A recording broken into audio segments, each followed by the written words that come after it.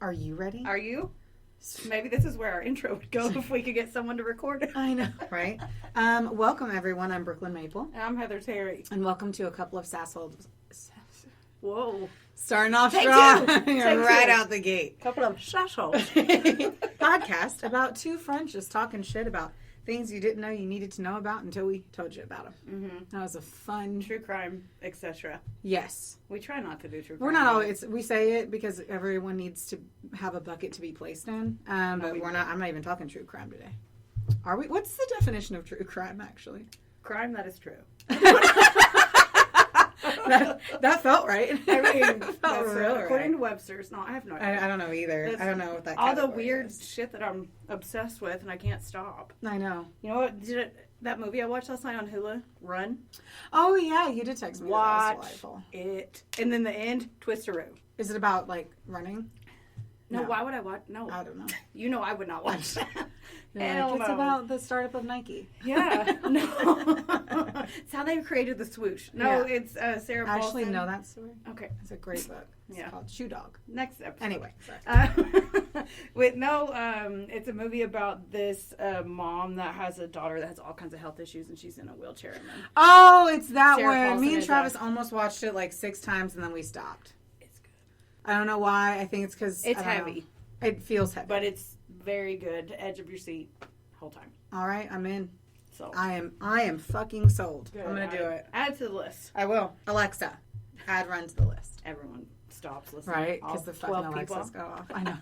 Oh, yay. So we announced our podcast 1 week ago. So like the last episode we had talked about it. But then this was us actually launching it. So that's been quite a treat. Yeah. Heather knows a whole bunch of people. I really don't know as many people. And Yes, you so do. Heather's heard tons of feedback that people heard it. People are listening, and it's weird because we just feel like we're just sitting here talking I know. with the microphone. And Yes. then people are like, remember? And he said blah, blah, blah. I'm like, I don't even remember what I had for breakfast, but you are adorable. Yeah. Like, I don't know. I remember some of the things. I don't. I do. And I edit them, and I still don't. So Yeah, and I don't listen to them twice. That's the other thing, too, is like I've never been in a podcast, which is terrible. Heather was like, we should probably bring that up. I've never listened to podcasts except for the one that... My Favorite Murder that Heather made me, like, I think we were on our way to Destin, right? Because our Yes. flights were canceled because of COVID Mhm. a while ago. And so we had to drive that 9 hours from Kentucky. Yep. And so she was like, well, you're just going to try it. And I was like, all right, fine. Give And I you was a like, choice. they keep talking. It's so fucking annoying. And now I understand that it's a whole thing. You said they talk so much. I'm like, it's a podcast. I know, I'm a fucking idiot. No, you're Like, not. there's nothing I can say besides, like, wow, Brooklyn, I should really get it together. It's like, But yeah, I still only listen to that one. And then sometimes I listen to ours because I feel like I need to know if I have a horrible tick or something. Like, I'm just over here, like, clearing my throat every 5 seconds. Or if I say a lot, which I don't do those things. But No. I No, you don't. I really Just don't. kidding. I was know like, I you was don't. not even second guessing myself. I know better. I'm That college class I took on speech, I feel really confident I don't say it all the time.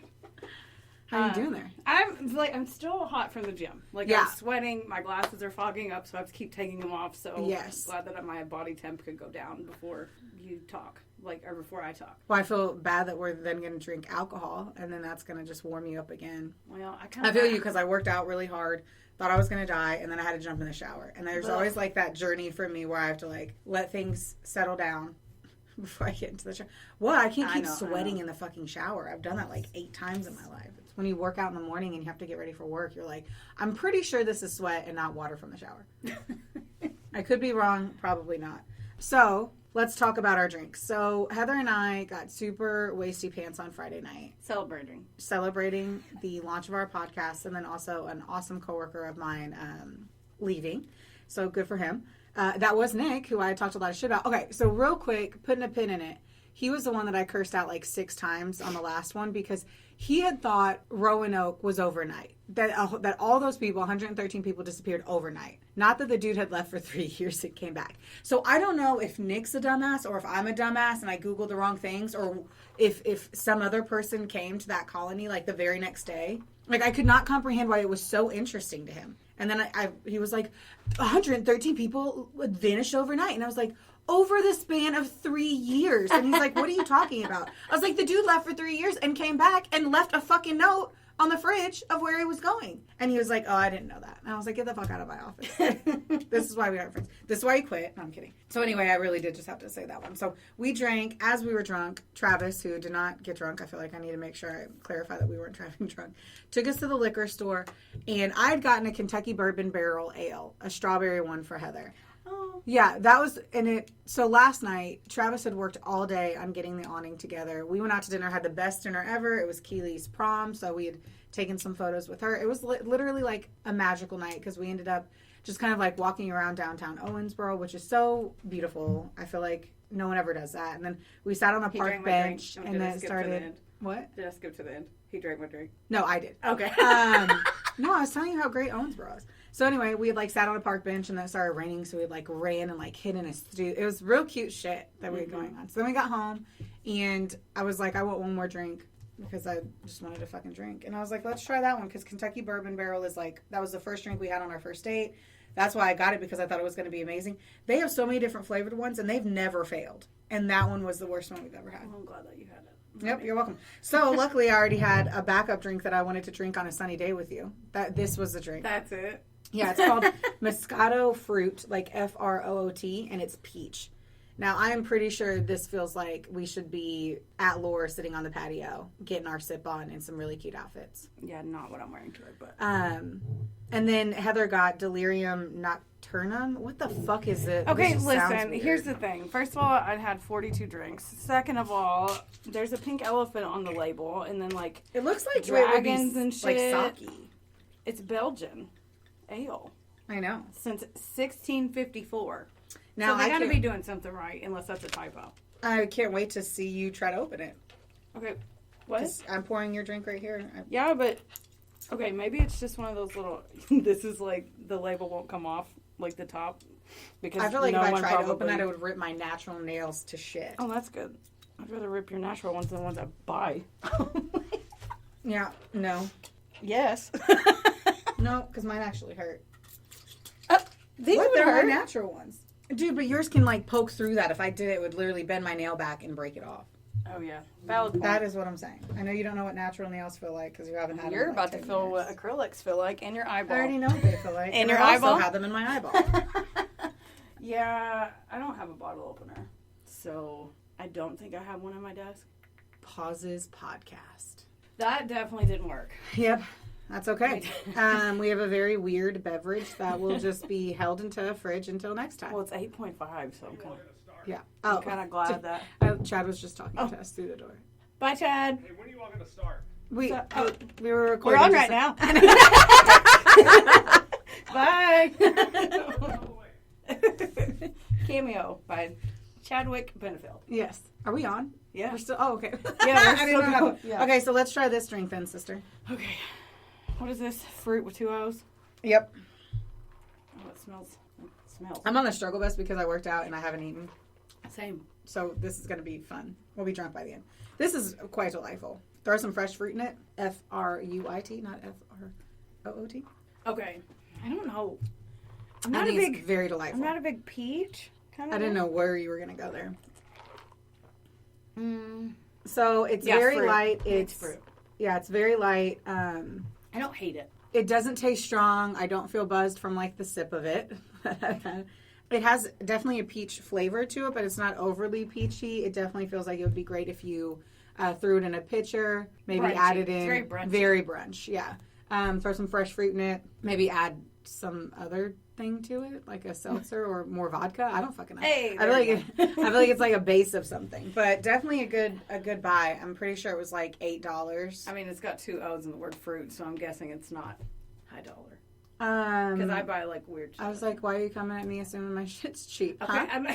It was Wyatt from the Liquor Barn, my favorite person ever, suggested it, and it was delightful. So there we go. Okay, so we talked about that. Is there anything else that we need to talk about? Because I need to talk to you about It's Winning Time, the fucking show on HBO that is unreal. Okay, you go ahead, because I don't... I think I mentioned it last show. It's LeBron and not LeBron. Whoa, it's Magic Johnson. I was like, you're looking at me like I'm psycho. It's winning time. It's a basketball. You never show. once talked to me about good. I thought I totally That's mentioned this why I'm last staring time. At you like... Oh, okay, great. So then let's talk about it. Let's take the second chapstick out of my bra that I just had. Good. Let me borrow one. Okay. So I do not like the sports. I could care less about it. That's why I was looking at you. I'm pretty sure we talked about this last episode. I don't remember because it came off real hard and strong about Magic finding out that he had HIV. Maybe you did talk about it. I did. Maybe not last time, but you have before. I have talked about it. And so, like, it really fucked with me in the beginning. And before, I really didn't care that much about, I mean, obviously, I didn't care about fucking sports at all. But you end up really liking Magic, and then it's just kind of a really... You fucked up my chapstick, and I can't focus on anything because you're just fucking up my chapstick. It came out of your bra, which apparently your boobs are hotter than lava because I hit my lips twice, and it just goes all over it. Yeah. I'm not... Why? Because it's not sharp anymore? Why? I'm trying to go the opposite way. No, I'm just trying to talk, and you're, like, making a fucking mess over there with things. Can't even freaking focus. Anyway, it's a good show. Yes. You end up loving Magic. You feel really bad about the whole situation. He marries Cookie, and that's who he is actually with whenever they were just pregnant with their first kid whenever they found out that he had HIV. So it was like a really terrible thing. And then I had to Google everything about HIV because that makes fucking sense and is a hella downer. It was something you're looking at night. But he was the first person to get HIV as a man that supposedly was only sleeping with women. And so right whenever he ended up getting into the NBA, he started going to like these crazy sex parties where he was just like banging tons of women all the time. And I don't know if he got it from one of those women or if one may have been like transgender, but it's really hard to get HIV. Like women, it's not likely for us to get it because we're not tearing things the same. This is terrible. I know. But if you Googled it, and so like, I think he ended up being like a huge reason why we even, like, you live from it now. Because he put all of his money into it. But, like, he ended up playing in one of the, like, in the All-Star games, and they almost didn't even let him play because they were afraid, like, what if he got a bloody nose? Because back then they thought you could get HIV from, like, if I had a nosebleed right now, that you could get it from being in the same room. Gotcha. So it was like, it was a crazy thing. But anyway, Magic Johnson ends up being like pretty great in this. And then Kareem Abdul-Jabbar, you get to know a lot about him. Very interesting fella as well. It's weird to me to hear you say those words out loud. I know. Never once talked to me about sports, and you're like, Kareem, and I'm like, who taught you that? The TV. The TV taught me that. Just say words. No, it's been super. I mean, I'm blown away that I'm interested in it, but it's also like utterly fucking disgusting too. Like, this was in the 70s where the fact that like everyone's just having sex with everyone, and it was somehow before, like Travis was like, it was before, people were that worried about STDs. And I'm like, how? Like, how is no one worried? I think that's what I'm trying to like comprehend, because back then, like, syphilis was in the 1500s, and that's how you went crazy if you didn't know that you had it. And so like, all of that was a thing. And I don't understand, like, were people just like, and I've heard this from many of my guy friends that they didn't get tested, and they never get tested because we go every year and you get your wellness check and then maybe you get an STD check.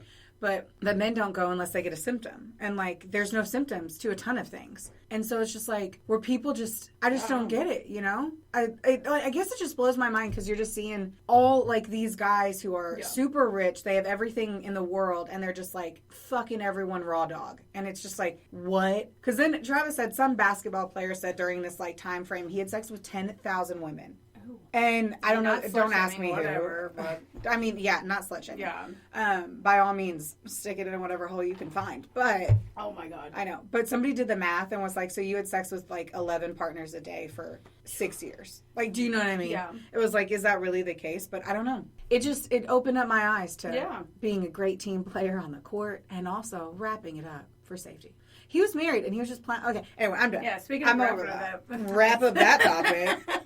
But if you haven't seen it or you're semi into sports, I say go for it. Why not? And I really think they kind of started it off wrong because I almost stopped watching it from the first 5 minutes. Because you saw basketball? No, because it literally is him walking in and finding out that he had HIV. Oh. Like, it came too fucking heavy. Right off and then the jump. sound of his wife crying. Yeah. Yeah, it's fucking too much. Right anyway. off the jump. All right.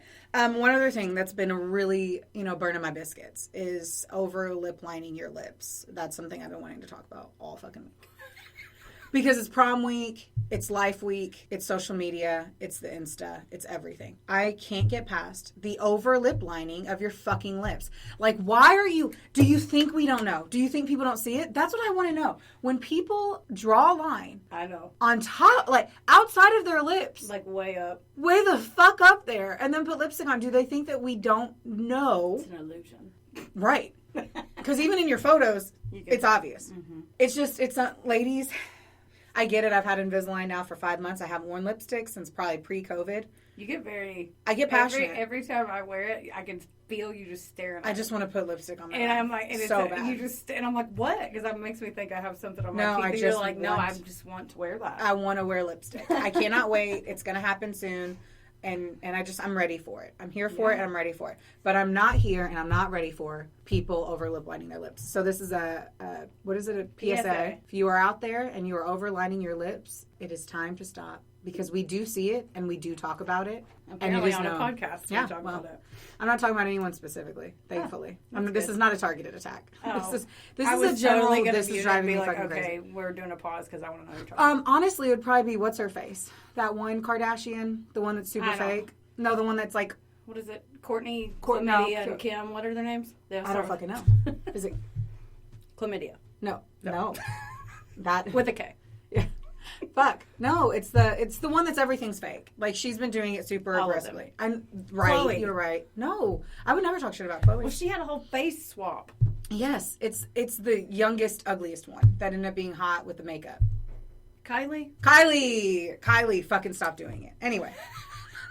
Thank you. That was killing me. It was getting the best of me. She's a Jenner. That's what threw me off. Because you kept saying Kardashian. Her last name's Jenner. Oh, my bad. I know. God. I mean, I know all about all of them. So. Apparently, and I fucked up. No. Retraction. Let me take a sec. Yeah. I keep staring at this elephant thing. Yeah. Let's hide it. Okay, so this time we're going to talk about cults. We're super pumped about this. We were going to do Satanic Panic, and then we realized Satanic Panic is literally one thing, essentially, that happened back in the day. And it was where people were just, like, so afraid of, like, satanic cults that they kind of created a hysteria around an event that happened. But anyway, so that was kind of poo-pooed. So then we were looking at cults. And what I want to talk to you guys about is NXIVM, which is essentially the multi-level marketing scheme that turned into a sex cult. Okay, now, pause real quick. Sorry, pause. Did you know that there was a NXIVM multi-level marketing scheme, but for skincare? It was called NXIVM, but it had an E in it. I used to use it. Interesting. Mm-hmm. I was like, it's also... Isn't it like a heartburn medicine? Is it? NXIVM, yeah. Huh. I'm pretty fucking sure. Because whenever I looked up NXIVM, it popped up a whole bunch of, like, I think they took that stuff off the market, and I probably have a tail now or something because I used to use it, and it would, like, burn. That's good. Why did it burn? Anyway. And they quit making it for a reason. Right. Right. So I don't even know how many minutes because Heather's the one that can see how long we're talking. But, I only have like maybe 30 minutes to talk about a topic that has a million shows, a million docuseries, movies, because there's so much to talk about. And so Heather and I had watched one of the documentaries back in the COVID fucking Wild West days of life. And then I saw one of the movies that was the Lifetime movie. And so then we also saw another one we started this week when we were hanging out. So what was that one? The Vow. The Vow on HBO, fucking phenomenal. Easily the best one we've ever seen. Yeah.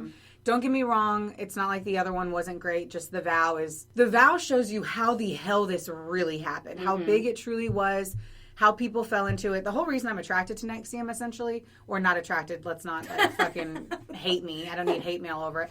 But the reason I was so into it is because I easily would have fallen into this. Like, I can totally see it when you're in that place where you're vulnerable, you have lost your sense of direction, you don't know where to go, you're young, and you're into business professionalism, and you're trying to, like, self-help your way through life. That I totally see how it happened. I watched the movie Escaping the NXIVM Cult on Netflix, which is from it's sorry. Because it's so bad. Okay, I'm sorry. Lifetime, I love you. I want to be on one of your movies one day. But it's a Lifetime movie, so it's a Lifetime bad. Do you know what I'm saying? Like, kind of bad it's good. Yeah, I mean, yeah. I don't know. I mean, no. Tell me more. I guess what kind of sucks about it is it's like, it shows escaping NXIVM, and it's really like, what's cool about that one is this there was an article that essentially started the investigation from the FBI. And apparently from that version, a mom calls in and is like, I'm going to tell you a story. And they run the story. And then the FBI looks into it and shuts it all down. And that's where everything ends up coming from it. So it was decent, but it wasn't perfection. And then they also have Seduced, which is on Hulu and Stars. And I think that might have been what you and I had watched before, because I looked at it and I'm pretty sure that's what we saw. So essentially there's a ton to watch. It's super interesting. Definitely something that you can like turn on and clean the house. So suggestions there. As for what I have kind of mishmashed some information from, it was the Esquire article by Lauren Crank. That was really cute. Sorry. Mishmashed. I didn't want to skirt past that. It was cute. Okay, oh, thanks. Okay. The Cut by Amanda Arnold, a Times Union article as well, and Forbes. So anyway, let's begin. In 2017, a New York Times report inspired a Justice Department investigation that took down, as I've mentioned, America's multi-level marketing scheme turned into a sex cult known as NXIVM. The organization had been operating for nearly 2 decades under the guise of offering self-help, deprogramming, essentially to heiresses. So keep in mind, this shit was hella expensive. I say I would have been involved, but I don't come from that kind of money. And so in order to take these classes, it started off at like $2,400 for a 5-day class. Shit. And these classes were not Tony Robbins, like huge freaking stadiums where you're getting like high dollar meals and all that stuff. This is someone's living room. Yeah, we saw on The Vow they showed that. Yeah, and it would have turned me off so quick. Wear this piece of silk that's too just like yeah, it's jump ahead, but it looked like even the girl in the thing. Yeah, she walked into it and was like, "What the fuck is this?" So it's like if you had the money and you can throw it away, like throw it away, right? Like these people had money and influence. Yeah, and so I think that's how they were able to do it. But like if I was going to spend $2,400, I would have done a shit ton of research. And I would have made sure I was getting my money's worth. I love because you spend $24 and you do a shade, ton of research. You're right. So Mama don't you're play. You're smart. I'm not mad. Money don't grow on trees. That was not shady. Still, the sun's still shining. That was not throwing shade. That was just... oh, I know that. You are. It's one of my favorite things. It's one of my favorite things about you, too, because now I don't have to research because you do it. I say, I want to buy this, and you're like, well, I don't think... The active ingredient in that is this, and you can get it a lot cheaper, and here's a link. Yep. It's a good time. It is a good time. For me. I can't lie. I like to look into crap. Well, I like to make you happy. So I'll keep sharing that information with you. Good. I'm too lazy to do it. So one person, only one, came forward in that New York Times article, and they had exposed it essentially for what it was, which was a barbaric organization that essentially abused its members emotionally and physically. So they were fucking crazy. Yeah. How does a multi-level marketing scheme turn into a sex cult? You might wonder. I was wondering. I would love to tell you about it. Mm-hmm. We're going to start with a creepy, not very attractive guy. He's okay. So this guy, Keith Raniere. Looks like. Okay, I've thought. Okay, so Keith Raniere. I wrote it down. I had to Google the freaking guy. He looks like Richard Thomas from the Waltons. Do you remember the Waltons and the dad? He kind of gives me a vibe in that way, which is like kind of attractive, but not really attractive. Like you would only have sex with him if you had a lot of drinks and it was just like, fuck you, you're the ride home, you know? You're the ride home. The ride home? Or the right home? The ride. Oh, I was like, you need somewhere to stay? No, I'm not. No. And I'm not going to go sleep with him. He's in jail. Well, so let me go into it. This guy, he has great hair. He definitely gives off this, like, I'm Jesus vibe. Like, he has that long, flowy hair. He wears glasses that kind of make him look studious. His face is overly put together in a way that is relatively pleasing. So I will say that. He has kind of a calm, soothing voice. He is so bizarro in the sense that, like, at one point he talks about how it rained and the rain never fell on him. He says that he has a 240 IQ while Albert Einstein had a 160. Some of the mantras that they would make them say had grammatical errors in them. So, like, every day you came into class and it was, like, written incorrectly. Just, like, you couldn't hide the fact that he wasn't that smart. Now, did he act like he could program thing? Like, I don't know. The way I saw it play out in some things is it's, like, I think in a lot of the articles they under-highlight what he really was able to achieve. I think it would be very difficult to act like you are a prodigy around rich, successful people. And yet somehow he was able to do that. They probably didn't want to glamorize what he did in the documentaries. No, in the documentaries they show it. Like okay. But in the writing they don't. Do you know what I mean? Yeah. It feels like in the articles, like, they really just highlight how he abused people. But it's really hard to, like, understand how he got under so many people's skins and, like, Yeah. Made them believe so heavily. And so as these people who essentially joined into this cult environment, like, let me just tell you some of the things he says he could do. He claimed that he spoke in full sentences when he was 1 year old. Oh, yeah? Yeah. Just giving speeches up in preschool. Right? Not even preschool. Listen, I know I got my diaper swole, but I got to talk to y'all about some stuff. It's like, hey, more food, please. I'm like, what the fuck? Like, you were 1. You were sucking on a nipple. In high school, apparently he kept going. Taught himself high school math in 19 hours when he was 12, and by 13, he had learned 3 years of college math and several computer languages. Wait, this is what he claimed, right? This is what he claimed. Okay. But yeah. I'm like, I had a math tutor in college, but I but he taught it to himself. At 12. At 12. It's like he's very trying to be Sheldon, and I just don't get it. What's Sheldon from Big Bang Theory? Sorry, I forgot you don't watch it. Okay. You didn't watch it. It's like I'm trying to remember what show he's from that I don't watch that I heard you talk about. His focus is rewiring your brain, and that you need to focus on the ethical framework of the human experience. And so, as I mentioned, it was like $2,700 for the 5-day class. And he had from 98 to 2018, he had over 16,000 people complete the ESP courses. What? So imagine that kind of money, right? Yeah. As you kind of look through it more, he does what you envision a cult to do. He would pull you away from your family. He would put you through like 17-hour classes and trainings. They would make you fill out this questionnaire that had super deep questions. I'm talking about like fears and what is like your that. Biggest fear? What was the worst thing that ever happened to you? What weight are you still carrying around with you? Blah, all this stuff, so that you essentially gave all of your information out. And then they had like these trainers, is what I'm going to say, but I don't even remember because they have weird fucking names for them. Like Keith Raniere only went by Vanguard. Why does that? Isn't that a 401k? Like, why do I feel like that's like? It makes me think it's like a flea system. Tick fucking medicine. Oh yeah, Vanguard. It's a security system. This home is guarded by Vanguard, and it's got a little sign on the front yard. I mean, that sounds good. Yeah, it's better than Vanguard. Like, what the fuck? Will you Google what that means if you can do that? Because I should have pulled that out, but you can see that I have 17 pages of notes, and trying to find that is going to take too much time. You know what else he did? He would. Are you ready for this? Nope, I'm Googling it. Okay. You're like, no, I'm absolutely not ready for it. A group of people leading the way in new developments or idea. Yeah, cool. That was worth the wait. And then prefect is like his second in command was this one woman. I'll get her name at some point. Salzman was the last name, but she was the number 2 to him, and they called her prefect, which is so dumb, and I hate everything about it. Yeah. They did so many dumb shit that it's like, why did you do this? Like, you could have done this in way cooler ways. Like, even but instead the you were guy that fucking was losers. deep in it on that thing we were watching the other day was like, yeah, he goes, they were really fucking stupid. He was like, the stuff was dumb. Like, you had to wear a sash, like, that looked like you got it from Dollar General. And it was short. Different colors, and it was short. And when people would walk into, like, they had this very weird vibe going on, but they said that the outcome was worth it because people were enlightened. They were growing in a way that they never had. They felt listened to. They had camaraderie. They, like, you know, the one guy that was super big up there, they got married. He married somebody else in NXIVM. And at the wedding was all NXIVM people besides the girl's mom. And it's like, how did that happen? Yeah. It's so wild to me. And so as they kind of went through all of this, and keep in mind, like, there's so much to watch. I know I'm cutting so much out of it because I have to for the time of it, or we'd be here for 800 days. Okay, so as the co-founder was Nancy Salzman.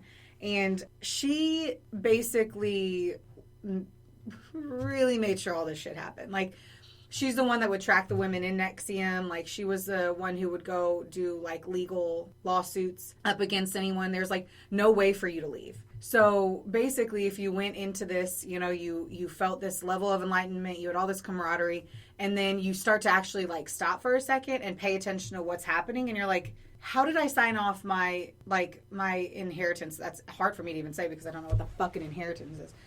But, like women did that. They gave $50,000. They gave $75,000. But then they would also give you, like, if your goal in life was to have a coffee shop, the next thing would pay for your coffee shop, and then you'd run it. You see what they're doing here? Like, they make you feel like you're winning, but they're winning at the end of the day. Yes. What a beautiful... That was very eloquent. That was very, very beautiful. And then they had the freaking actress Allison Mack. So Allison Mack was from Smallville, and I fucking loved her.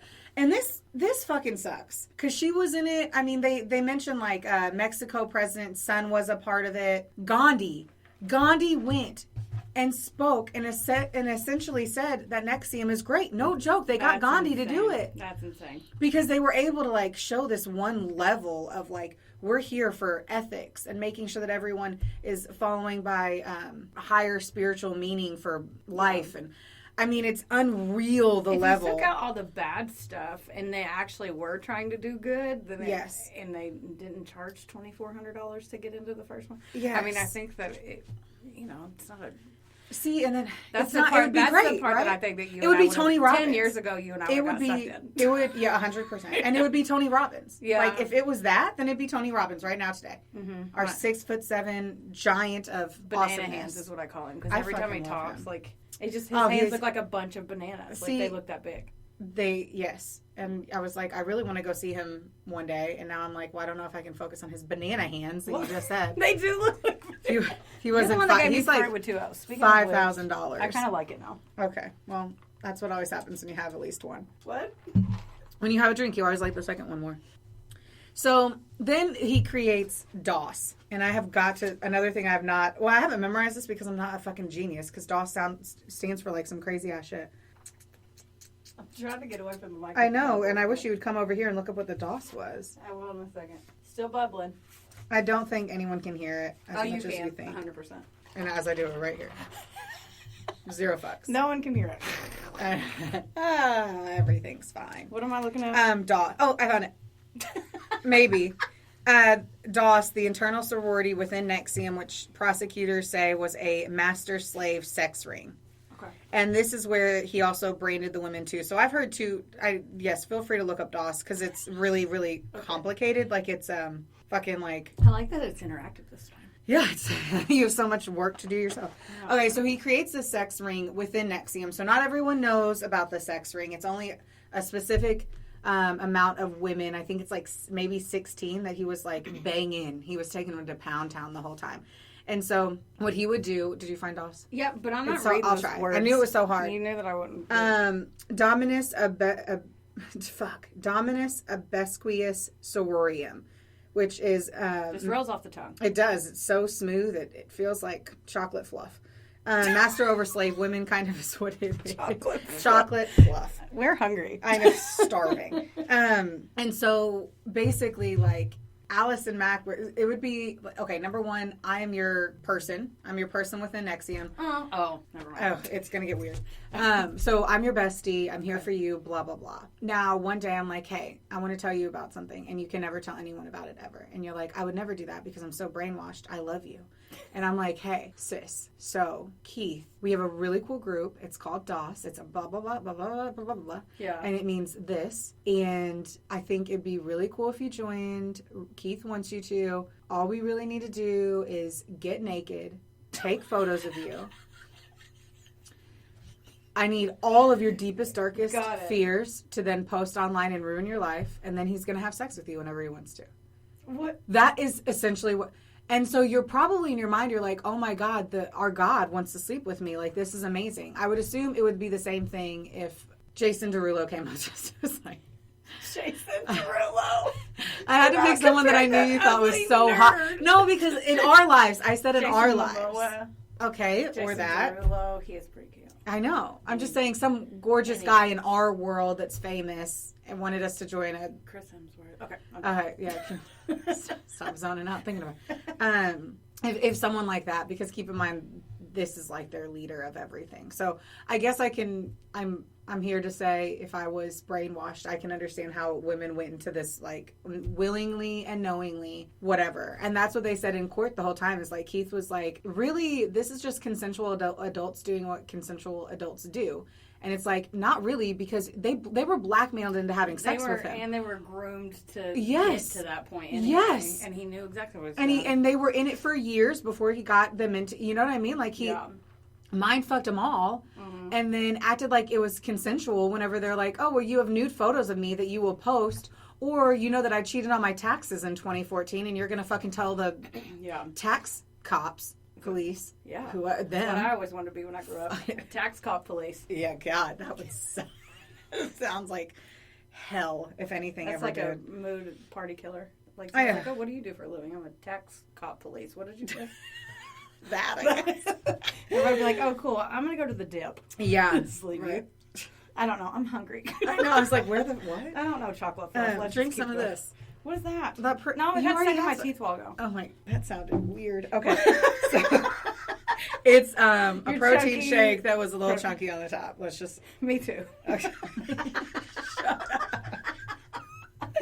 Okay. Yes. Okay. So keep going. basically, it does go into sex trafficking because then like Keith Raniere also had sex with like a 15-year-old girl, and that's who became his first slave. And so like, I mean, this Nancy Salzman person admits to keeping a woman in a house for an extended period of time, locked in a room from March 2010 to April 2012. That's insane. Yes. Where was the room? So, and I don't fucking know. I don't know. Just headquarters. Right? So, That's sad, though. yeah, and I think this is actually, Nancy had brought her daughters into it, too. So, like, Lauren Salzman, on April 2nd, she had pleaded guilty to 1 count of racketeering conspiracy, and she said she had knowingly and intentionally harbored an unnamed woman in a locked room from March 2010 to April 2012 when the woman did not complete requested labor. Salzman confessed that she threatened to deport her back to Mexico. How could you do that? I feel bad leaving for work when my dog's at home. She was 15, Like- and she would have to stay in that room and have sex with him anytime he wanted to. Yeah. Gross. That's easily the I mean, I can't say easily. All of this is fucking terrible. Yeah. But that was like unbelievable. And so what he would also do too is like he would have these women think, number one, that like women were not superior in any like way, right? So like women sat as sex objects, sex slaves. But what he also said too is like if we stepped out of our marriage, we would then leave the marriage. But if a man steps out of a marriage, he'll keep coming back to us, which means he's better than us. Men are better than us because they keep coming back to the woman that's actually important to them. So it was opening up for their husbands to be allowed to sleep with other people. And then the women would, if they didn't do something right, they would starve. They would be starved for like 3 days, or they would force them to sleep on the ground every night with no pillow, no blanket. Yeah, so like they were tortured almost in that sense too along the way. So they lost all their money, they lost their friends and family. They had to have sex with a guy that wasn't very attractive. You keep saying that. I can't because I can't get. Even if he that. was hot, it would still be like, no, yours like. I know, but I really just that's an extra I dagger. He it wasn't is an hot. extra dagger. He looks like he would do your taxes and then fuck them up, doesn't he? Like he would do it and then you would get him back and then you get audited because he fucked something up. He forgot to submit a form. That would suck, and probably. Okay, well, you're not wrong. I mean, I'm not gonna have him do my taxes. I don't even do my own fucking taxes. And so, anyways, so he took their money, he took their pride, he took their respect, he took their bodies, everything from them. And the one other like super fucked up part is like women were doing this to each other. So like I am bringing you in knowingly into this sexual dungeon of fucking psychotic shit, and I think I'm okay for it. And so they go into this room and they do this very ritual like onboarding essentially for whenever they join DOS. And with that, they get branded. That is fiery fire, scorching your flesh. And they thought they were feeling empowered by it. They had to ask for it. Like these women were obvious. Like they thought they were being a part of something above and beyond. They were deep. They were deep. Yeah. And when they did it, it was actually his initials. And they never knew that. That's so... So they didn't know, they didn't know what they were being branded. And then whenever they found out, he's a little it was his fucking initials. Sneaky sneak. Yeah. Psycho. And so then the women who got out of it are just utterly devastated, right? They lost everything. And now their flesh is scarred forever.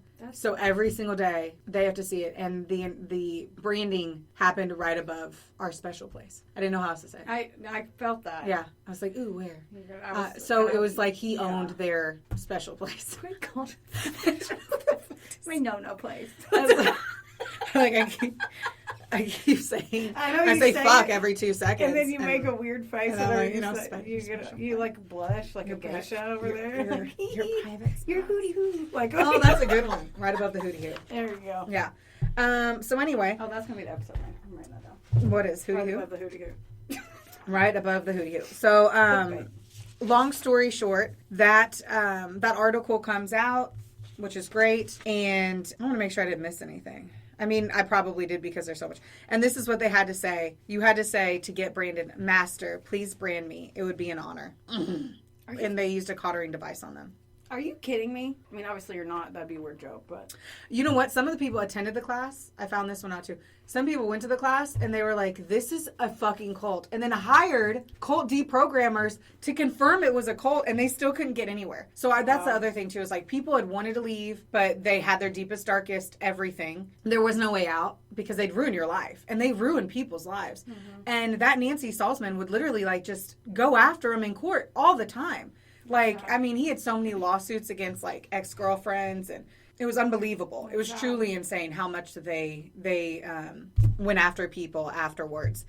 But after that article came out, and I have the article printed, not like I'm going to read this, like, 18-page thing, but... Well, that's what the people are here for. I know, right? They want me... Please read 18 pages. Okay, let's see. I'm trying to... Special place. Oh, and another thing too, because I don't want to forget, but there's so many things that happen in it too. So people would want to train so that they could be these really cool like trainers that were helping people find their inner peace, you know? Yeah. And they never made money. And that's like, you and I talked about that whenever we saw it. We're like, how do you not make money and do this? Like, I couldn't imagine tomorrow just not having any source of income, but I'm still working and hustling all the time. Yeah. Like that. It's just unbelievable. They had so much money coming in, but they didn't pay essentially anyone out anything. So the FBI goes into it and they fucking find it all. Like the second they have their like eyes turned to them in a public manner, because was it Times that I had said? I think it was the New York Times. But in January of 2020, a civil lawsuit was filed against NXIVM leadership by more than 80 plaintiffs who had one time been members of the organization. Many of the plaintiffs filed under pseudonyms. It alleges that Raniere, Salzman, Claire and Sarah Bronfman,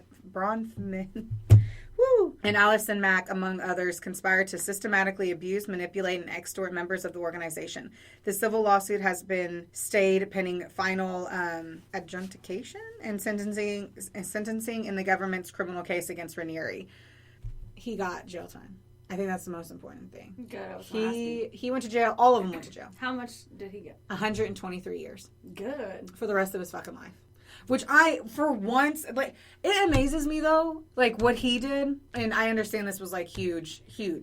But like, you batter a woman and rape her and you get like 8 months. Mm-hmm. You know, it's like, in my mind, I'm like... Most of the time, those people don't get that much. So that's the part that at least he had to pay for it. He did. And it probably didn't hurt that, what's her name was on, that Allie Mack. Allison Mack. They called her Allie Mack, which reminds me of... Wasn't that a show on Nickelodeon? Yeah. Wasn't it? Alex Mack. Yeah. Where she could turn into liquid and go under doors and stuff. He used to have a crush on her little friend. Anyway... I love that show, though. I was like, oh my God, I want a big dumpster of green liquid to fall on me so I can have superpowers. Oh, right. She could just, like, go and, like, no, I'm out of here. That'd be me every day at work. You know, bye. I don't have right in front of me, unfortunately, what the other individuals had. They all got jail time. Yeah. They all got jail time. Allison Mack basically, she takes full... She implies that she didn't know really the extent of what everything was, but like Nancy Salzman was truly the one who knew it all. You know what's crazy though is like that Allison girl, like she has PR people telling her what to say and do. Yeah. And these other people are like, they were just shit humans and they have to go and fend to the press by themselves. And she's like got people saying, "Now say this, don't say this." I mean, I'm pretty sure they all did. Yeah. Do you know what I mean? The second that happens, your legal team comes in and you get PR. If you're famous and it's a big trial, like 100%. They were told. That weren't famous. No, I mean like Nancy wasn't famous, but she was number 2, and for a fact she had money. And they weren't giving it to anybody else. Yeah. So, and then like her daughters were involved, like all of that shit, all of them. I mean, it's wild. That is wild. If you have some free time, watch The Vow, and essentially that is the story of NXIVM. That was a lot. It was a lot. It was good though. Thanks. You're welcome. It was a lot. There's a lot to watch about it. There's so much more in it too. Like, I mean, this is one of those. I told you it could have been standalone. It could have been a standalone. But let's not whenever there's so many shows that you can watch about. I gave you just the tip, and now you can go in and fully experience. You'll say just the tip, but you say special place. And yeah, just the tip in the special place. And now you can go watch it and feel like you already know a little bit more about it. Yeah. Bam. Drops my glasses. I don't know. Okay, now it's my turn. Now I'm going to sip on some Bev. Listen to you tell me a story. I will tell you. I'm quite excited about it. What is okay? Okay, have you heard about the family cult in Australia, like, at all? No, I mean nothing's ringing a bell. I look forward to you saying something else, so then like jingles a jingle. I'm just curious. Like Anne Hamilton Byrne. You Nope. heard about her? No? Okay. Nope. Well, I'm about to learn you something. Ooh, I'm excited. I listened to a couple podcasts about this. The podcast Australian True Crime with Michelle Laurie and Emily Webb. Wikipedia, of course. Criminal Broads podcast, which she does. She does a really good job on there, but she does reenactments and like she does voices and stuff. And I'm really glad we don't do that because it just sounds like she'll go and repeat what Anne said, and she's like, "It's Hard pass. Hard kept pass. me on my toes. I'm not doing that. Yeah, I'm not. Sorry. I'm not going to do that either. And then an article in The Guardian. But there's a documentary on stars, but we don't have stars, and I wasn't going to do a trial just for this. So, Good call. yeah. Here's the gist. We ain't making money on this yet to be tossing it out there. But if Fruit with 2 L's wants to sponsor. Right? I'm all for it. Let's make sure we have a fruitful experience together. Oh my God. Well, this will be our last episode. Okay, so here's like the gist of it because I'm going to skip some because there's a lot in this one also. Yeah. Because I didn't realize that when I said, I'm going to do this, and then you were doing that one. So 3 hours later, we'll get there. Right. I miss a family dinner. It's fine. Okay, so it was made up of white-collar members, and they were specifically targeted by Anne Hamilton Byrne. Like, she saw What does them Anne out. look like? You can Google while I talk. No, are you not going to describe her? I thought that was our No, I'm thing. going to. I'm not there. Oh, okay. All right, already getting yelled at. I'll just be quiet. No, I'm not there Feel yet. free to talk amongst So yourself. if you didn't have money, she didn't want anything to do with you, which is weird because most cults, well, besides the one that you just talked about, they target people who are like, lost, and they tend to lean towards wandering lost souls and not just your bank account. But she didn't really care who the person was. She just wanted their money. She claimed to be Jesus Christ reincarnated in a female form, and they actually believed her because she said that when Jesus came back to earth, why would he come back looking the same? Because everybody would know who he was. So he came back as her. That's the dumbest thing I've ever heard. Okay, I've heard some really dumb shit it gets way dumber. So they were actually able to infiltrate hospitals and other institutions because she ended up having a bizarre obsession with having a huge family. So, are you ready? So let me tell you a little bit about her. I'm buckled in, sis. Anne Hamilton Byrne. She was born Evelyn Edwards in 1921 in a farming settlement in. Okay, this is Australia. I'm a dumb Take a redneck. stab. I'm a dumb redneck, so You are not a don't talk about yourself okay, like that. listen, okay. You're a very intelligent redneck. Thank you. And I don't, but I don't understand the geography of that. Yeah. I've been there. I don't get it. Yeah. It's cool, but I don't understand. So in Sale in Gippsland. Now, like I said, you're just going to have to deal with how I mess up words. Yeah, So. I'm not going to know the difference. So Right. I don't know how many of our Say it with listeners know the confidence. difference. Yeah. Everyone. So her mother was a paranoid schizophrenic, and she was in and out Brutal. of asylums for 30 years. Like, they didn't hang out that much. But, family lineage sometimes, She actually died there, and then they didn't give her the diagnosis of paranoid schizophrenia until she died. So they just let her have all these claims. Anne was in her 30s by then. So she was raised in orphanages. Her father was kind of flaky after the war, and he kind of just was like, yeah, I don't want to do this. So she was in orphanages, and I think that's probably whenever, when I was little, I used to think it was orphan inches Why? because of how people said it. Orphan inches? Yeah. Orphanages. I was Amazed your typing parents it didn't out. drop you off and throw you in an orphanage. An inch. That's so. I know. Cute. You're cute. Where was I? Okay, so Anne was in her 30s when her mom died. She definitely moved around a lot. Now, if I stopped right here and told you about her life when she was younger, you would feel bad for her. Okay. Like, her mom was scared. She was in orphanages. I'm gonna think She about was that over there every- in those orphanages all the I'm gonna time. think about that the whole time, though. But she was definitely a shit human. I do like to hear about the childhood and the upbringing, though, whenever I talk about this stuff and read about it, just because... You got to know why. Like, how did this happen? happen? Yeah. Yeah, so her first husband died in a car crash, and they were going to adopt children. This is before she went off her rocker. Like, they were like, we're going to adopt children and save the world. So their plan, and you might not know this, so my apologies, but could she not have kids? They Or were never said. Okay, so she knew she did. Oh, she was in orphanages. Of course.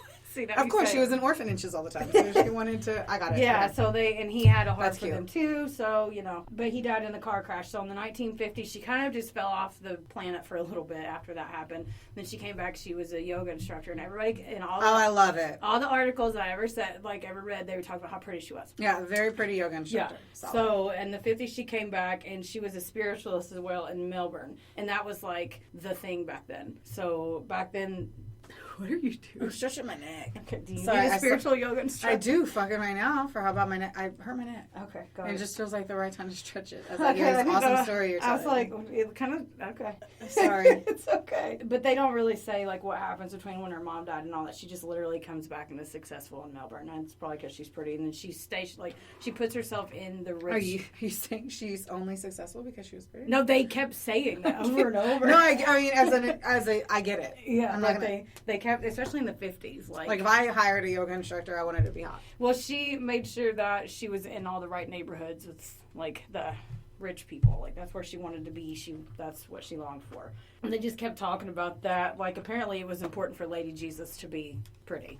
Because it's literally in every... I mean, Jesus was kind of hot, so... Oh, my God. But, like, that's why she got everybody, just fast forward in a little bit, to believe that's who she was. Because she was attractive, but two, they were like, well, we can't tell anybody because then they'll persecute her.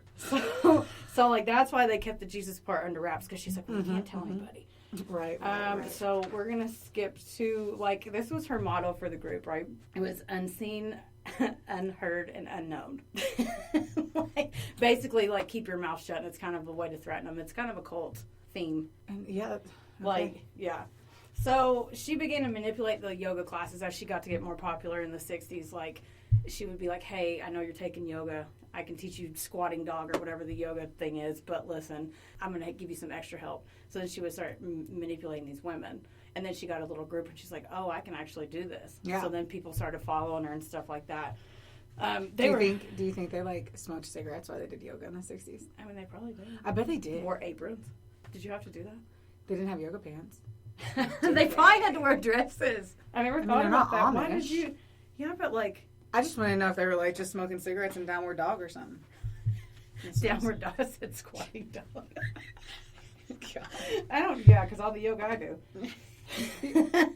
So around 1962, she had a following, and then she like infiltrated the Melbourne elite society through these women. They were like, "Oh, hey, you need to meet." She's got a whole bunch of like housewives together to. Mm-hmm. So then she figured out that there was this doctor. He was the headmaster of Queen's College in Melbourne, called Dr. Rayner Johnson, and that definitely sounds like a dorky weatherman on like a porn or something. Oh fuck yeah! It's But gonna he be was a raining predominant. tonight. He was a. Sorry. My bad. I'm focused. I'll be quiet. He was a predominant professor in physics there. So he began like steering away from writing that, and he would write about like karma and things like that. And she's like, oh, I need him because everybody knows who he is. Okay. So she had a good way of reading people. She's smart. She's very smart. So then she read all about him, read his books and things, and then she legit just showed up at his house. Like, she figured out what he was going to do, what he wanted to do, and that was her end. She's like, because he said, well, he believed in gurus, and there's like a master. Yeah. So then she's like, that's going to be me. So then she just shows up at his house, and she like read all his books and started talking to his acquaintances that worked at the college to figure out how to get in with him. And they were like, he's going to be here. He does it. She stalked him. I mean, it sounds right. Yeah. You have to imagine we don't have social media check-ins on Facebook telling us where we are. You Yeah. can't text people. You can't slide into their DMs. So the you call maintenance their man told her. Yeah, you call the phone and hope that they're there, or you just show. I feel like people showed up all the fucking time when I was growing up. Like, no one ever called. It felt like we're just in the Wild West. I've said that now twice. Yeah.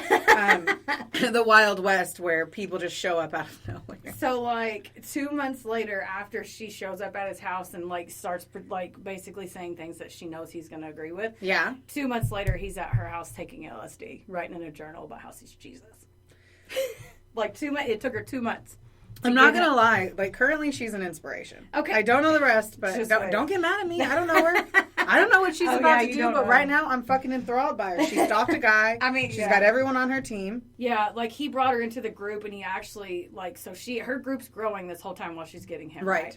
So then he's able to get LSD because back then you can use it for therapy. Yeah. So since he's a doctor, he's able to get it and then give it to the group. So then they just get even bigger. Like she preached like the New Age religious banter, like all you need is love. She threw that in there and stuff, and the whole time, the whole time, Rainer actually he set up a chapel in his yard for them to meet. So they could keep getting bigger. And then, are they practicing yoga still? Yes. Or is this a religion? What would you call this at this state?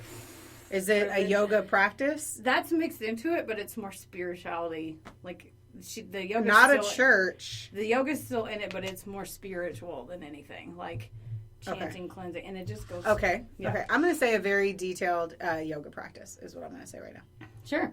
Because I feel like that's what people do until they start like point, bowing to her and shit. She people are giving her money, but she's also figured like she's gotten realtors and lawyers to come follow her too, because like those people are going to get their husbands and bringing them in too, and they're all on drugs. Like she makes them take drugs now. But like I love when I was listening to this because I love the Australian accent.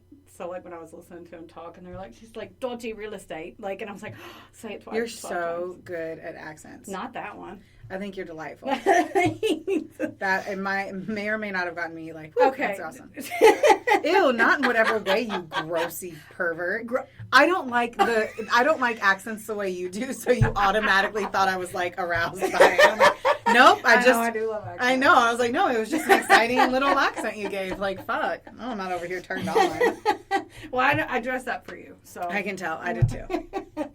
So, okay, so she got more psychologists and psychiatrists, and so in the whole country, there was only 18 that were actually legally allowed to get LSD. 3 of them were in her group. Oh, I like it. So it's already like getting worse. So she's getting everyone drugged up. Yep. And then by this time, this is still in the 60s, so she actually she figured out a way. This bitch is pretty smart. And she's psycho, but she's smart. So she took over a psychiatric hospital called New Haven. And so basically every person that worked there was in her group now. All the doctors were in there, and they let her do whatever she wanted. So, like, she could just go in there and fuck with it. Like, one of her husbands, I've skipped this part, but she married this guy for a short period of time, her second husband. She had him stay there, and she would just go see him when she wanted. And be like, hey, we're going to get married, but you have to live in a psychiatric hospital, and I'll come do drugs with you every now and then. What the fuck? Yeah. Oh my God. And then he was like, this isn't going to work for me? Or was she him. like, I knew it. I knew it wasn't going to. He was like, you know what? I'll stay in this. Because I think he started questioning her, and she didn't like that. She started, at this time, she always used her beauty, but then she started going and getting facelift after facelift. Like, you need to look her up in a little bit. Anne Hamilton Byrne. Don't threaten me with a good time. I know, because, so she would tell them, like, she would be, like, in her 50s and tell people she's in her 30s, like, she just kept telling people she was way younger than what she is. That's amazing. After I read this, I was like, she's going to like her until I tell her a certain thing. I know. I'm totally in love with her, but like, I'm about to do this. Okay, so... You're like, did you just quit your job? Yeah, I'm going to be a yoga instructor. So some of these trips were so bad, like, she would manipulate their doses. Like, she would give them injections of LSD and then basically be in the room standing over them like, I'm Jesus. You know I'm Jesus, right? And, like, all this crazy shit. One of the guys that I listened to on the podcast, he said they were taking mushies. He said they would microdose with mushies, and I think that's cute that he said mushrooms like that. What the fuck? I know. If we don't recreate this fucking photo, right? Will you put this one on there when you do this on Facebook? No. Oh my God, I'm dying, yeah, people. So that's bad. Is that a boy or a girl? Yes. I don't. Okay, it says.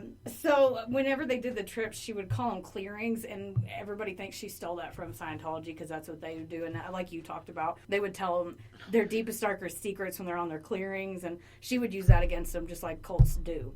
Especially Scientology and apparently NXIVM too. Like, one member got permanent brain damage, another one lost 90% of her vision, and then five of them killed themselves by this point from doing this. And that's just the ones that are documented. So, fucking A. Yeah, so believe it or not, I'm actually skipping a lot of this because I knew that you were doing a big one too. So no, I get it. I would say, like, I'm skipping the meat and potatoes, but, like, it's really like gas station sushi because this bitch sucked. So she just got people fucked up and kind of fucked with their heads, right? Yes, for now, right? Yeah. Okay. So I'm like, still not that big of a deal. Don't get me wrong. No, I know. It all sucks, but I'm like, okay, so This was also simultaneously whenever her obsession with having the huge family started. That's when the real bad stuff happened. But, like, she was obviously already messing with people's heads and making them kill themselves and stuff. And she felt no remorse for that? No. I mean, I don't know why I'm asking, like, you were her friend back then. Apparently she told you. So she started collecting children, and that's what she called it, collecting children. So, like, for one, she had the hospital, so she had nurses, a network of nurses and stuff. She also had lawyers and everything, so she would do adoption scams. So, say you worked at a hospital, and you were in this cult, and then I came in and I was a single mother, because, you know, the schmishmortions weren't back then, you know, so they would give them up for adoption. Well, Wait, they didn't do schmishmortions? I don't know.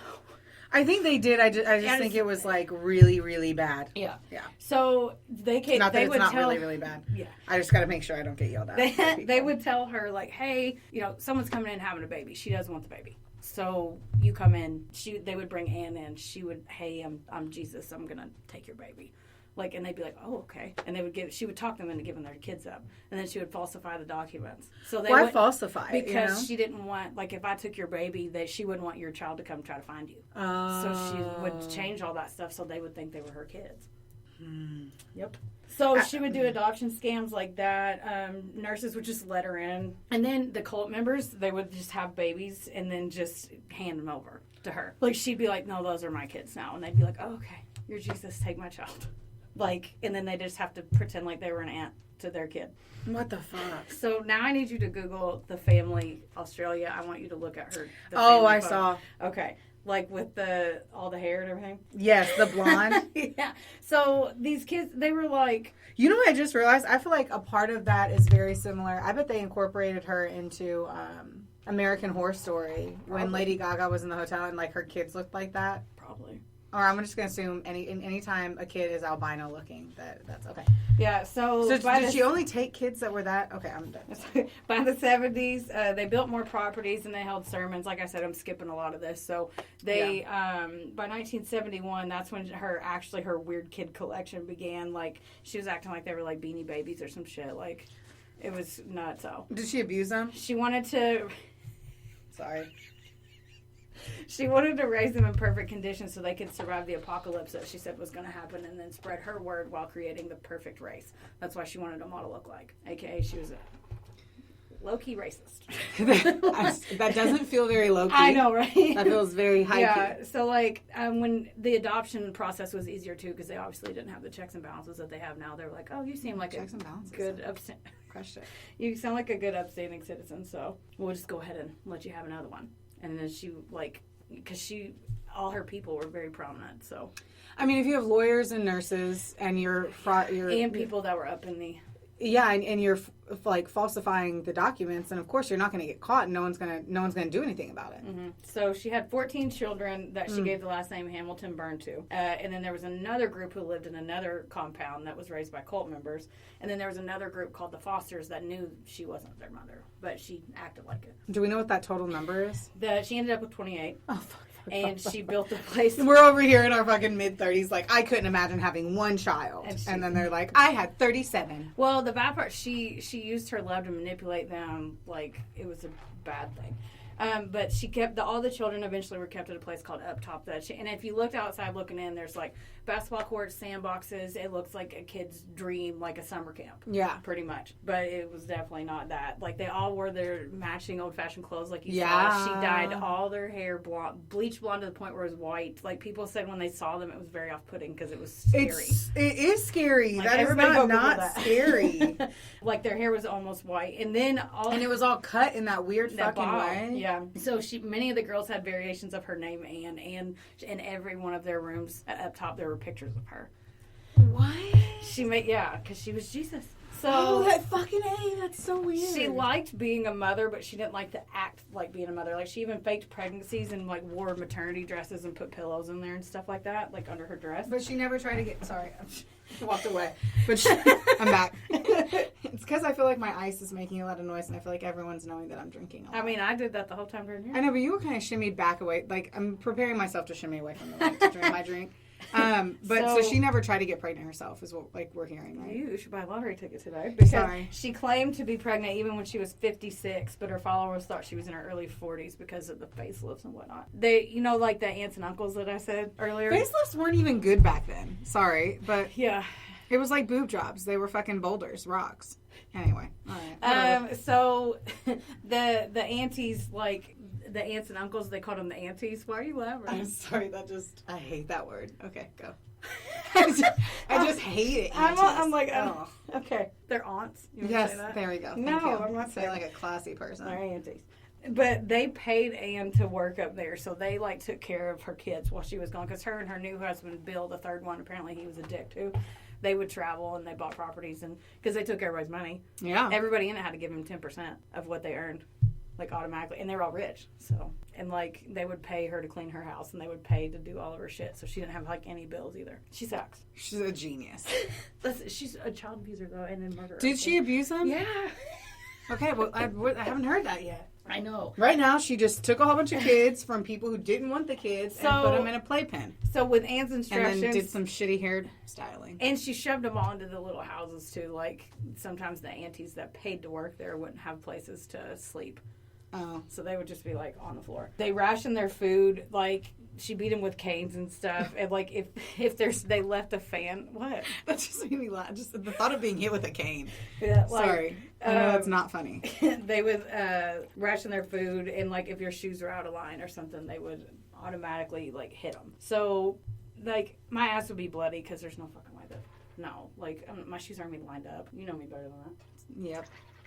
Yours would be. Yep. I'm ooh, what a good idea. One thing that I read that I if you were going to be a child abuser, this would be you, because she was mad at them because I was going to be a child abuser. I know, but she was mad at them for the children for doing things, and she tried to downplay femininity. That was hard. But she would beat him with her stiletto. Oh, okay. So and I read that and I was like, well, Brooklyn's not a child abuser, but if she was... I'd beat him with a fucking stiletto. Yeah, they would be excited when they would actually be there, but Anne and Bill were way worse to them than the aunties were. And the aunties used to, hold their heads underwater. Oh, my God. Until they almost thought they were going to drown, so. Oh, my God. Okay, get this. So, Sarah is one of her daughters. Sarah got out. She was expelled when she started asking questions when she was a teenager, and she actually wrote a book that I didn't read. But she wrote a book that I did not read. Yeah. But Anne became obsessed with the sexuality of the girls in the group. So she told Sarah when she was 5 years old that she needs to stop walking that way because she's walking in a way that's going to attract men when she's 5. Why? Yeah, she would tell them, accuse them of being lesbians and stuff like that whenever they were 5 years old. Tell them that they were whores, all this shit. What a bitch. Fuck her. I don't like her. I officially don't like her. So, especially when all the girls hit puberty, she made them feel real disgusting about their bodies, rationed all their feminine products. Oh my God, no. Yeah. Made them paranoid about the outside world because she said that all the cops are just there to rape and shoot children. So they were scared to leave. Oh my God. She sucks. So she said that the world was ending anyway, so they had to start their own race of the children. They had crazy strict schedules, she would make them get up, chant, do yoga, run, sprints, and then pray, and then give them a piece of fruit, at 10 o'clock after they've been up since 5. She made them body conscious, of course. Once they hit 14 years old, they were given lots of LSD, and she forced them through the clearing when they were 14. So 14-year-old, your mom's hey, you have to take all these drugs. And LSD isn't let's get high and talk about how pretty the trees are. It's my face is melting off. Yeah. And then you have someone in your face saying that you're a whore. And oh my God. Jesus, fuck her. Sarah said on she's already dead. Sarah said on one of her trips, she was visited by Anne and a doctor. And I'm going to skip part of this because it's pretty bad. But Anne brought a doctor into the room. And they said that Anne told her she needed to be rid of her disgusting urge to be raped. And I'm not going to say anything else because it's a real bummer, but surgery was involved. You have to. Now you have to. I don't know what you're saying. They cut her open and said that they're going to scramble her insides so she can't reproduce because she's so much of a whore that she doesn't need to or something. I'm paraphrasing, but that's... So they gave her a hysterectomy? They scrambled her. They did. That's all they would say. But did they give her a hysterectomy? I don't know. Oh. Well, I was choosing to leave that out because it was very like, oof. Well, the point is to tell the story. So. Yeah. Well, as the years went on, like she got more paranoid. Like she would just become ranting because she knew she was losing control because people were starting to be like, this is a little cuckoo. Because she would tell people. Just now? I know. Like, it took years, the sad part. I mean, NXIVM. Yeah. Fucking 20 years. Every person, she would say that they had to have a blue room in their house. And there was no windows allowed to be in this blue room. And that was their prayer room. They had to go in every day. And there was the only thing that was supposed to be in there was, what do you think it was? A photo of her. Mm-hmm. And every person had to have a blue room. And if she got mad at you, she would curse you. And this is what she would do. She would write your name on a piece of paper. And then she'd put it into a blue ice cube tray and freeze it. I don't know what that did, but they were scared of that. So, I mean, okay.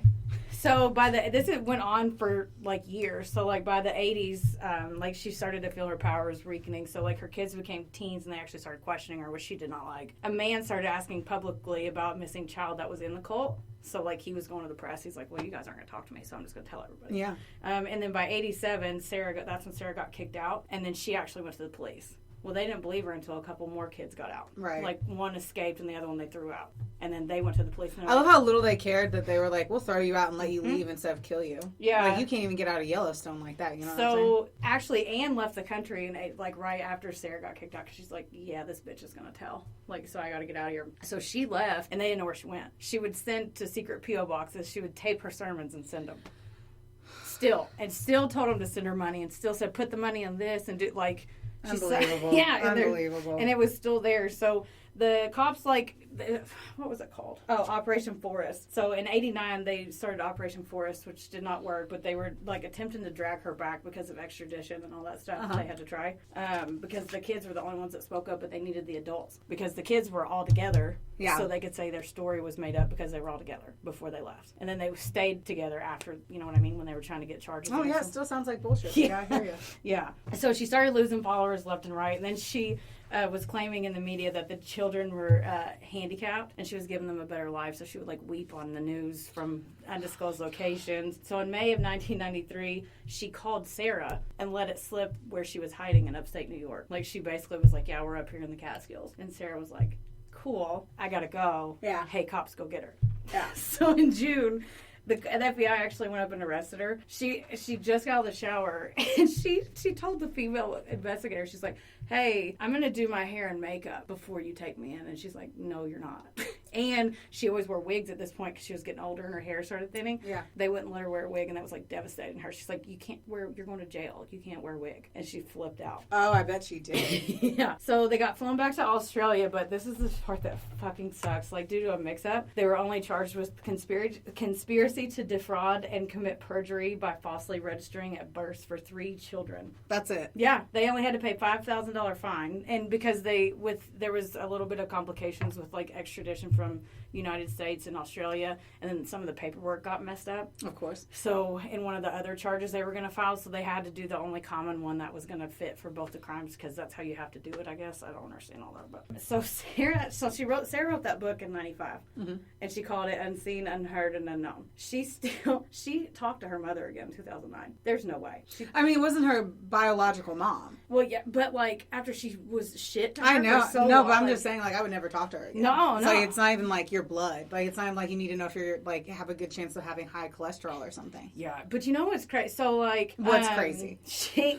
died. She lived to be 93 in 2013 with dementia complications. But then there was a power struggle during this, like right before she died, about who would take over, and it's still believed to be active. And because she came over to the United States, nobody knows whether it came over or not, because she had properties here too, like when she ran. Yeah. So people don't know. And then like I couldn't find much on it, and like I got to be put on a list or something by now because it's crazy. That is crazy. Mm-hmm. And there's a lot more on that, but I skipped a lot of it. Basically, she was a shit human who wanted to collect children, but really it was just for her collection and her vanity and not for the better of the children's lives. Narcissistic in like an unbelievable way. Mm-hmm. Like truly in an unbelievable way. Yeah. Like I just can't imagine being like, oh, I'm Jesus, by the way, put a blue room in your house. Yeah. Go pray to me. I'm going to put your ass on an ice cube. That's what I'm going to do. And then I'm going to make everyone do LSD, and then I'm going to get in your face and inject it into them. Like and go crazy on you. Yeah.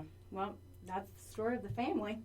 What's the family name? Sorry, that's the story of Anne Hamilton Byrne. They called it the family. Oh, creepy.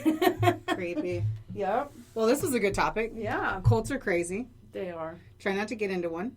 The important thing is to pay attention to the warning signs. I think our cult window's already passed. I don't think so. We were going to get, what? I don't think so. You think we're going to be in one? Oh, you and me? Yeah. Yes. Our windows. Yes, but like the United States, oh, America, no. the world, if cults Scientology is still around, yeah, fuckers. That's a fucking cult. I don't know enough to say. So if you're in Scientology, don't yell at me. Oh, you can yell at me. I don't care. They suck. You watch a ton of it because your wife is on it. Yes, true. Leah Remini. Okay. Well, well, that was fun. Please make sure that you guys follow and like coupleofsassholes.com. Go to Facebook and a Couple of Sassholes podcast. Yes. And then what's our Twitter thing? Couple of Sassholes, not a. Just couple. Couple. Yes. Couple of Sassholes. If you ever have a confusion between a couple or couple, try them both and one will work. Yes, and then because it's a complicated life we live here. Spotify and Apple, rate, review, and subscribe because this is a lot more work than we thought. Oh my God! Please, dear God, follow us and like us. Follow us and like us. Yes, all. Mama's got to make that money, honey. We need it. Thank you all for listening. We love you all. Yeah. Make sure you don't join a cult. Yeah. Theodore, can I pet that dog?